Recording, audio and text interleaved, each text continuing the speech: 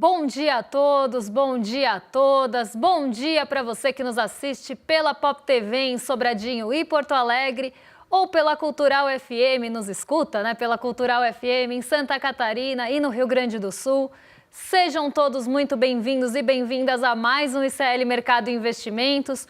Hoje, quarta-feira, dia depois da reunião da Assembleia Geral da ONU, a gente vai comentar, sim, sobre todos os flertes que aconteceram lá. Na verdade, o flerte partiu do Laranjão. Não por isso estou de laranja hoje, isso é só uma coincidência do figurino, mas partiu o flerte do Laranjão em relação a Lula e parece que isso deu uma animada geral nos mercados. A gente vai comentar isso, a gente vai passar tintim por tintim, inclusive ali em pontos mais vulneráveis dessa história toda. Isso tudo a gente vai passar, é o assunto principal do dia, não tem como não ser, mas a gente também vai falar de confiança do consumidor, que parece que em setembro ganhou um novo fôlego.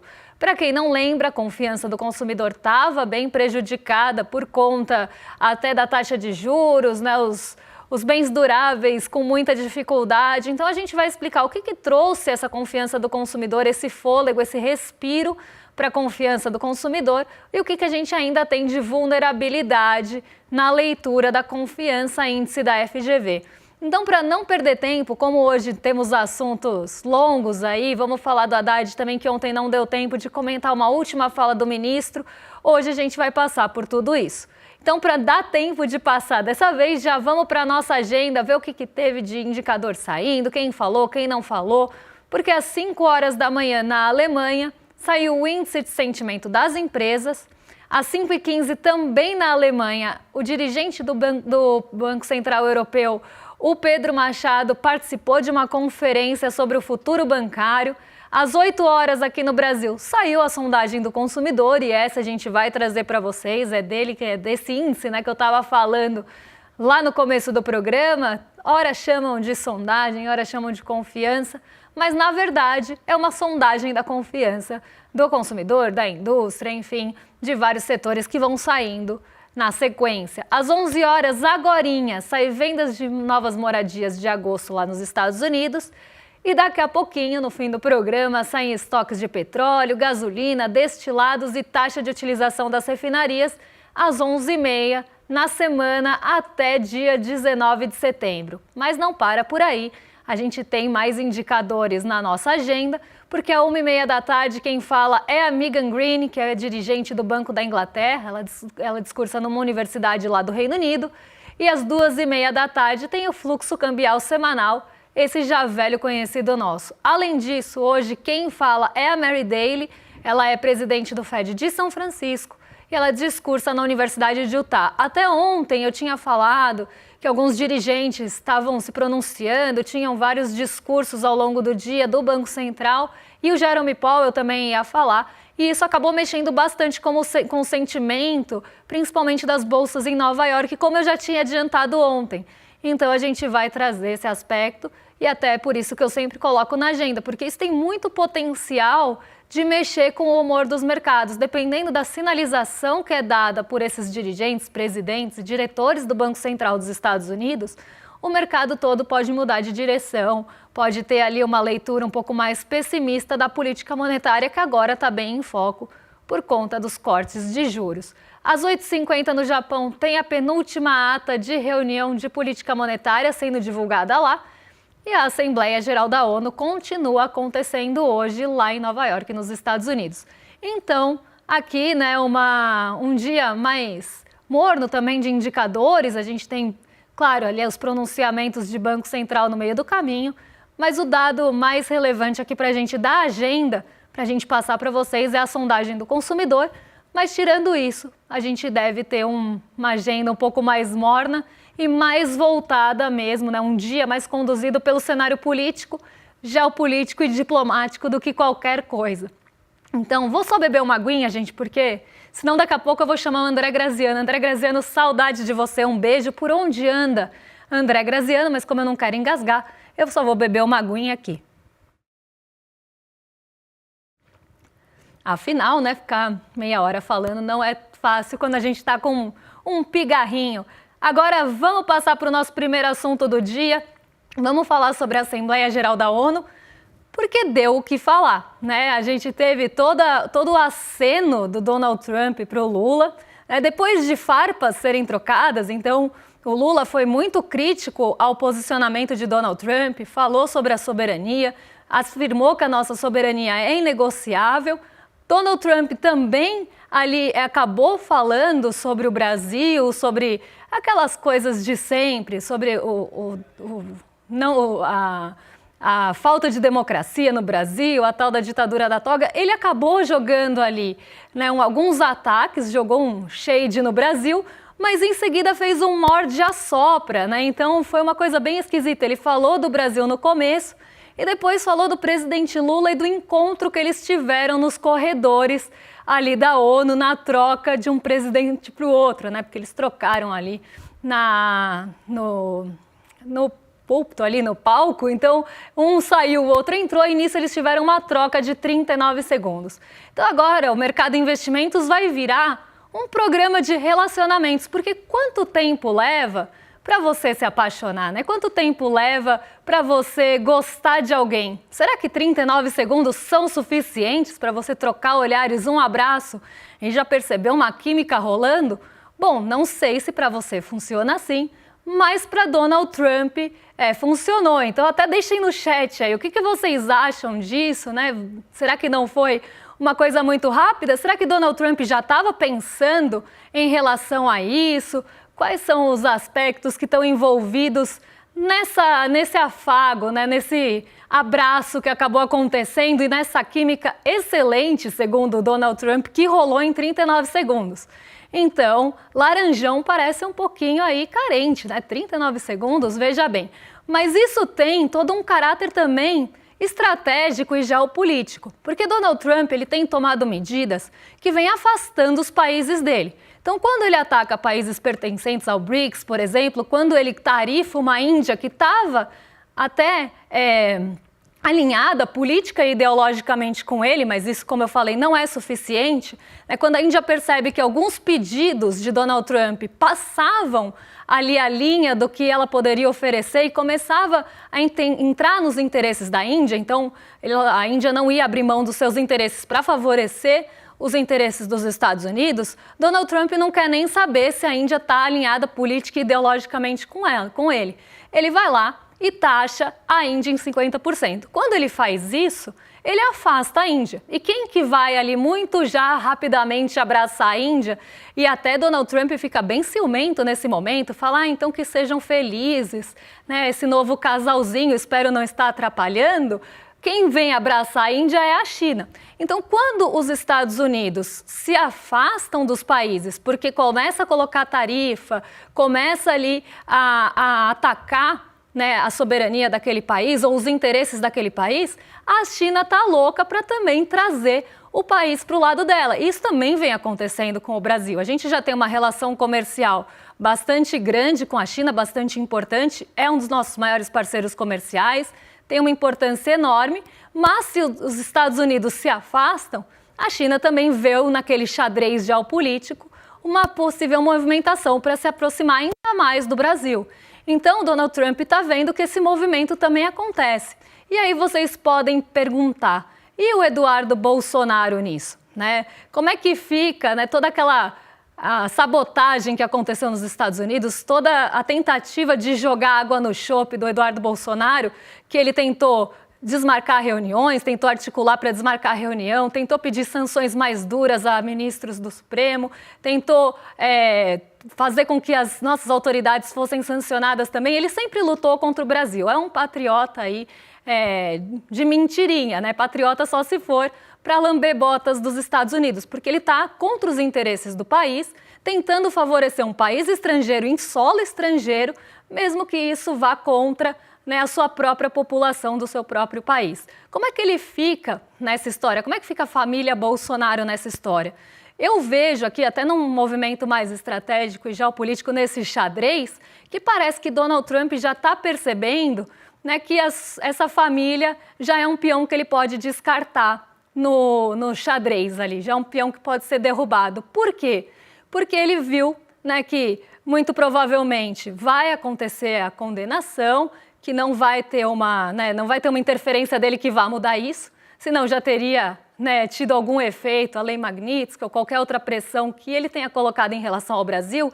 E como eu sempre falei, a família Bolsonaro para o Trump é um fantoche. Até em um outro vídeo que eu falo ali, faço um paralelo entre o Donald Trump, o Bolsonaro e a Sydney Sweeney, eu falo ali que os dois foram usados por conveniência pelo Donald Trump, para defender os interesses dos Estados Unidos. Se ele olhar para a família Bolsonaro e ver que aquela família não serve mais para defender os interesses dos Estados Unidos, porque já pode ser descartada, ele vai descartar como um jeans ali que não serve mais. Então, esse momento, parece que isso está começando a se configurar. Ele está vendo que talvez os interesses dos Estados Unidos não precisem daquela família para serem atendidos. Então, parece que a gente entra nesse momento do xadrez geopolítico, ainda que eles fossem um fantoche, algo que tenha sido usado ali por Donald Trump. Então, essa configuração começa a aparecer. Vamos ver um trechinho da fala do Trump e a gente comenta, inclusive, em relação aos desdobramentos disso, o que aconteceu depois da fala, inclusive no mercado financeiro, que reagiu muito a isso, mas também nos pontos de atenção de tudo isso. Pode passar o vídeo do Trump, gente. I was walking in and the leader of Brazil was walking out. We saw him and I saw him, he saw me, and we embraced. And then I'm saying, can you believe I'm going to be saying this in just 2 minutes? But we actually agreed that we would meet next week. We didn't have much time to talk, like about 20 seconds. They were in retrospect, I'm glad I waited because this thing didn't work out too well. But we did talk, we had a good talk, and we agreed to meet next week, if that's of interest. But he seemed like a very nice man, actually. He liked me, I liked him. But if you, and I only do business with people I like. When I don't like them, I don't like them. But we had, at least for about 39 seconds, we had excellent chemistry. It's a good sign. Bom, 39 segundos, né, gente? Até na redação a gente estava comentando, 39 segundos parece, para quem tem um pouco mais de idade como eu e assistia televisão nos anos 90, parece aquele programa de auditório do Silvio Santos, Em Nome do Amor, que ficava um com um binoclinho ali, olhando o outro, e aí tocava um Julio Iglesias, e isso era o tempo suficiente que a pessoa tinha para escolher o par, para levar para o bailinho e perguntar se a pessoa queria namorar com ela. Era mais ou menos assim que acontecia e parece que foi assim com Donald Trump também. Mas aqui a gente precisa ver alguns pontos dessa fala de Donald Trump, até para pensar nessa... Aí a química excelente, colocar aqui a química excelente entre Donald Trump gera onda de memes na internet. E memes muito bons, esse inclusive é excelente. Então a gente vê que não só toma a discussão no cenário econômico, no cenário político, mas também no departamento de memes das pessoas. Então, a gente começa a ter uma enxurrada de memes na internet falando sobre o assunto, foi o assunto mais comentado, então aqui não seria diferente, mas o que a gente precisa tomar cuidado é que Donald Trump sempre vai tentar colocar os seus interesses ali acima de qualquer coisa, Donald Trump é tipo o slogan do Bolsonaro na eleição, interesse acima de todos e poder acima de tudo. Ele tem essa diretriz, esse norte. Ele quer aumentar o seu poder, ele quer mandar no mundo e ele quer que os interesses dos Estados Unidos venham em primeiro lugar. Então, isso deve aparecer nessa tal conversa. Essa conversa que já tinha sido aventada em alguns outros momentos, deve acontecer por telefone na semana que vem, então todo mundo espera que haja essa conversa por telefone, o que é bom, porque aí não tem algum risco maior de uma armadilha ou algo assim, mas deve vir aí alguma conversa em relação, inclusive, às tarifas comerciais impostas ao Brasil. E muito disso também pode ser um movimento estratégico, não só para se aproximar do Brasil novamente como uma medida diplomática, porque teve esse afastamento recente, um afastamento meio sem precedentes, essas tarifas também sem nenhuma justificativa plausível ou sem precedentes também. Então deve ter essa tentativa de aproximação, mas a gente também sabe que tem setores pressionando bastante lá nos Estados Unidos para que alguns itens do tarifaço saiam do tarifaço. Boa parte já está na exceção. Então, muito já está na exceção, mais recentemente a celulose entrou na exceção ao tarifaço, só que a gente ainda tem itens importantes lá para os consumidores estadunidenses, como carne, café, né? As commodities, de forma geral, quando são tarifadas, elas geram um efeito em cadeia muito problemático. E a gente tem o aço também nesse caminho, os 3 não foram excluídos e o aço ainda tem a sobretaxa além do tarifaço. Então, fica muito caro e eles estão no meio do processo produtivo. A gente está falando de matérias-primas. E isso encarece o bem final que chega principalmente na mesa do consumidor estadunidense.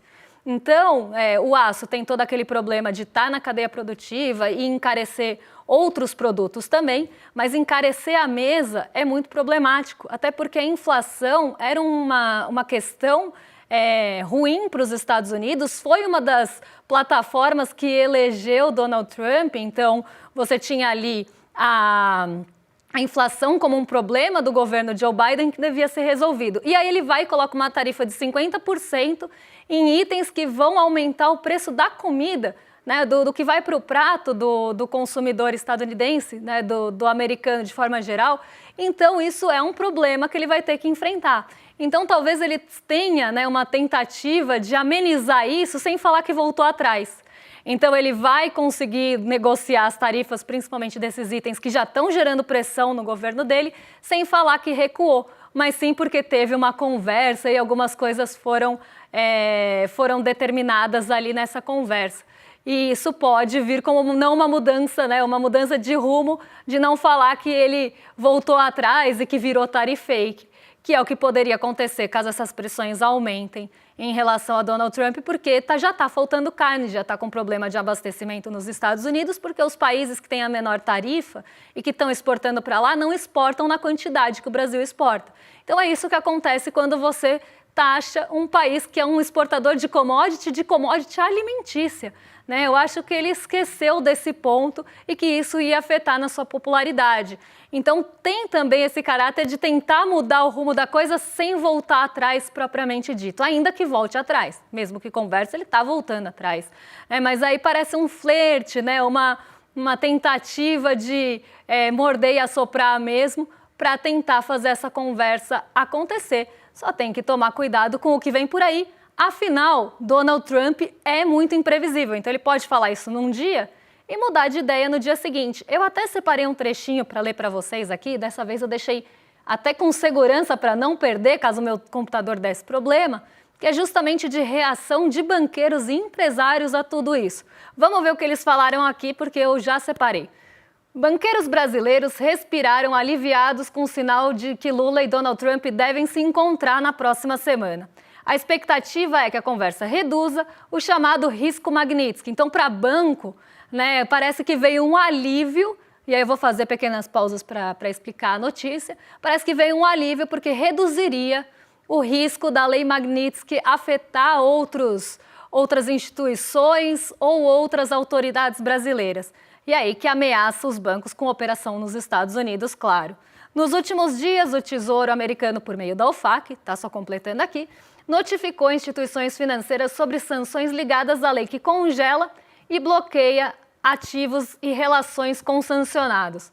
As novas medidas atingiram pessoas ligadas ao ministro Alexandre de Moraes, já punido em julho, aqui no caso, a sua esposa. Apesar disso, o setor financeiro avalia que o risco direto aos bancos diminuiu, mas empresários e diplomatas veem o diálogo de Lula e Trump como uma luz no fim do túnel, na pior crise dos séculos de relação entre os dois países. A CNI, Conferência Nacional da Indústria, e a Armichan também apostam que pode abrir caminho para aliviar tarifas e destravar relações comerciais, aqui com ressalvas também em relação a possíveis imprevisibilidades de Donald Trump mudar de ideia até semana que vem, caso alguém comece a falar alguma coisa para ele, né? A gente sabe que tem sempre aquele pernilongo que fica zumbindo na cabeça ali, sabe? Quando a gente vai dormir, fica um pernilongo rondando. É quase Eduardo Bolsonaro, na cabeça ali de Trump, e principalmente de outros secretários de governo, ele, Paulo Figueiredo, tem feito um desserviço de ser esse pernilongo que enche o saco durante a noite. Então, né, pode ser que eles, no desespero, tentem fazer alguma coisa, que é justamente o que está acontecendo agora. Eles estão desesperados, estão tentando fazer todo um contorcionismo narrativo em cima do que o Trump falou, mas pode ser que agora eles comecem a tentar articular para melar essa conversa, como já fizeram no passado. Mas vamos ver se essa conversa desenrola, e quem reagiu muito bem a isso, já fazendo um paralelo aqui, né, uma puxada de gancho para o nosso fechamento, foi a nossa Bolsa. Os ativos subiram de forma generalizada. Até ontem quem estava na aula comigo perguntou: Débora, que setor que deve responder caso tenha retrocesso, aí, caso Donald Trump retroaja no tarifaço, quem que deve se beneficiar? E eu falei uma coisa que acabou acontecendo também, né? Justamente deveria vir um otimismo generalizado no primeiro momento. Então isso devia afetar os setores de uma forma mais sistêmica, pensando em Brasil, né? Então o primeiro movimento seria de um otimismo generalizado por conta do alívio, né, das tensões diplomáticas, alívios de tensões comerciais e geopolíticas. Então, num primeiro momento, seria o alívio dessas tensões. Isso afetaria Brasil como um todo, mas depois a gente pode ter alguns setores que tenham exposição à exportação nos Estados Unidos reagindo. Isso já num segundo momento. Caso, por exemplo, tenha algum alívio em tarifas ligadas às commodities ou no aço alumínio, pode ser que algumas operações, né, nem todas as empresas têm operação nos Estados Unidos, a maioria delas não tem. A maioria delas precisa exportar ainda. Então, e não devem ter também no curto, médio e longo prazo. Mas, por exemplo, a Gerdau tem operação nos Estados Unidos e se safa ali um pouquinho do movimento. Agora, as outras operam aqui no Brasil, as plantas estão aqui, elas exportam para os Estados Unidos. Então, caso tenha algum alívio nesse setor, ele deve responder com um pouco mais de força. Caso a gente tenha algum alívio no setor de proteína, né, principalmente ali das carnes, a JBS tem operação nos Estados Unidos, as outras não têm. Os outros frigoríficos exportam para os Estados Unidos, não tem a parte da produção lá. Então também deve ter um alívio nessa pressão que tem no setor de frigoríficos. Então, dependendo do que vier dessa conversa, primeiro a gente vai ter um alívio mais sistemático, mesmo que foi o que a gente viu acontecer ontem, que a Bolsa subiu 0,91%, então que vai pegar o Brasilzão como um todo, justamente mais pela questão política, geopolítica e diplomática. Então você está tirando um ponto de pressão, principalmente de bancos também, que tem toda a preocupação com a Lei Magnitsky, como falou a notícia que eu li aqui para vocês. Então isso deve acontecer, mas de forma generalizada. Num segundo momento, se vierem alívios nas sanções de Lei Magnitsky, por exemplo, os bancos devem suspirar um pouco, né, respirar um pouco, ter um pouco mais de fôlego. Se vier no setor de carnes, os frigoríficos devem responder um pouco mais. Se tiver alguma determinação em relação a aço, aí setores de metalurgia e mineração podem responder mais rapidamente. Então depende do que foi acordado, mas de forma geral, o otimismo vai acontecer. E eu tinha explicado isso, e aí veio o fechamento e mostrou que foi o que aconteceu ontem. Porque não teve, claro que o setor bancário teve uma resposta maior, justamente pelo que eu li aqui, que é o alívio do risco Magnitsky, né, que foi como eles chamaram. Banco do Brasil, principalmente, teve uma alta de mais de 3%, porque o Banco do Brasil tem folha de pagamento de ministro, então qualquer sanção poderia afetar mais o Banco do Brasil, inclusive, colocar o Banco do Brasil numa situação ruim. E aí veio esse alívio ontem, principalmente já na expectativa de que a conversa vai acontecer. Então, outra coisa que a gente sempre tem que ter em mente é que tudo acontece na expectativa, não no ato. Então, pode ser que antes da conversa acontecer, antes do telefone tocar novamente, você vai ter todos os ativos já se acomodando em patamares, se preparando para aquilo acontecer. E foi o que aconteceu na nossa Bolsa ontem. Já o dólar caiu para 5,27, abaixo do 5,30, que vinha sendo um ponto de resistência para furar. Então, ontem a gente teve uma queda de 1,10% no dólar, que levou a 5,27, mas o movimento não foi positivo em Nova York, justamente porque a gente teve uma movimentação em Nova York mais pautada pelos dirigentes do Fed. Os dirigentes do Fed não tiveram consenso nas suas falas e muitos deles sinalizaram cautela em relação aos próximos cortes de juros nos Estados Unidos. Ninguém quis cravar, basicamente ninguém quis falar que vai cair mesmo ou a magnitude que vai cair. Todo mundo ficou meio que falando, tem que ver os dados, né? Vamos ver, a gente vai se falando, e ninguém quis cravar nada. E aí trouxe incerteza em relação aos próximos cortes, e isso deu uma secada no apetite pelo risco, deu uma jogada de areia aí no otimismo da galera em Nova York. Então a gente tem a queda do dólar aqui e a alta da Bolsa muito ligada a essa fala de Donald Trump e essa expectativa pela conversa, mas lá em Nova York o motivo foi outro, o buraco foi mais embaixo e estava muito ligado aí a expectativas de juros. Por isso que eu falei, ontem um monte de dirigente do Banco Central falou e isso tinha grande potencial de mexer com os ânimos. Não chegou aqui porque o otimismo foi maior.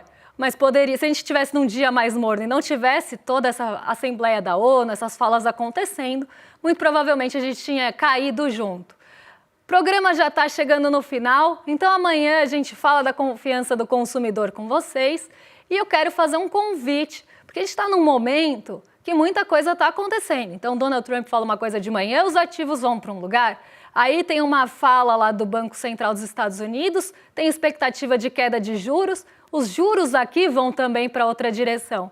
E nessa movimentação toda, você pode ficar com muita dúvida do que fazer, onde eu coloco meu dinheiro, onde eu protejo o que eu juntei até agora, tem risco de eu perder. E se você não quer cair em nenhuma cilada, né, nenhuma informação ali, direção incorreta que alguém pode te falar e quer ter autonomia para tomar as suas próprias decisões, para saber, né, como é que você reage em determinados cenários, ou até pensando, tem algumas dívidas, como é que eu penso nisso nesse cenário de juros mais alto?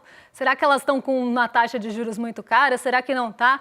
Então, tudo isso faz parte de liberdade financeira. A gente fala em liberdade financeira, logo vem, né, sei lá, um parente ali, influencer que tem nome de parente na cabeça, porque fala bastante disso, mas na verdade a liberdade financeira é sobre autonomia, sobre você olhar para um determinado cenário, para você olhar para um determinado investimento e falar, isso aqui eu gosto, isso aqui eu não gosto, nem vem para cima de mim, né, para cima de Moá só se voar, então não vem com essa cilada para mim não.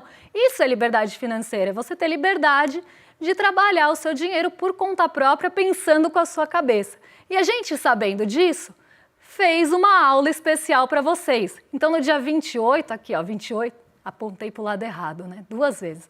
Dia 28 de setembro, às 8 horas da noite, a gente tem um encontro marcado no domingo. Eu estarei aqui também, além de Eduardo Moreira, e a gente vai conversar sobre liberdade financeira. Para se inscrever, quer participar disso? Não quer ficar de fora? Quer aprender a colocar o seu dinheiro no lugar certo? Quer saber tomar suas decisões ou até mesmo fugir de cilada? iclmercado.com.br, valorize uma professora, se inscreva aqui no nosso link ou no QR Code que está no cantinho da tela, é só apontar a câmera que você já vai para o link de inscrição, não perde o dia, é lembrado, ganha o ingresso para participar da aula que vai ser gratuita e ainda tem um encontro comigo e com o Edu, que eu acho que vale bem a pena. Então, já sabe, iclmercado.com.br e agora arrasto para os meus vizinhos de cima, porque Roberta Garcia e Guga Noblat já estão a postos para receber vocês. E eu me despeço aqui, volto amanhã para falar o que mexe com o seu bolso, com a nossa bolsa e com as nossas vidas. E a gente fala de confiança, fala de Haddad, tem um monte de coisa que eu estou devendo para vocês. Estou falando aqui de resolver problema de juros e fico devendo para vocês. Que coisa feia. Mas amanhã eu resolvo isso. Um beijão e até lá.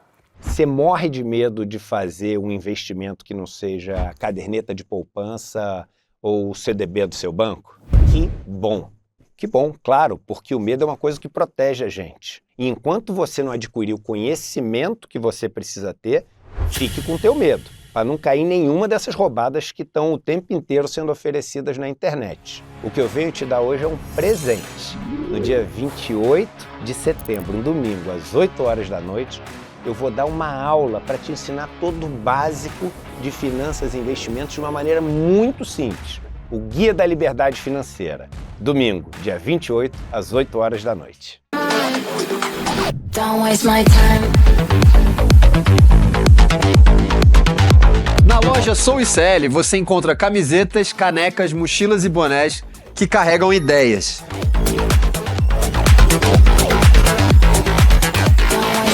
Produtos com propósito para quem acredita em justiça, consciência e transformação. All I see is you and Vista, use, leve a luta com você.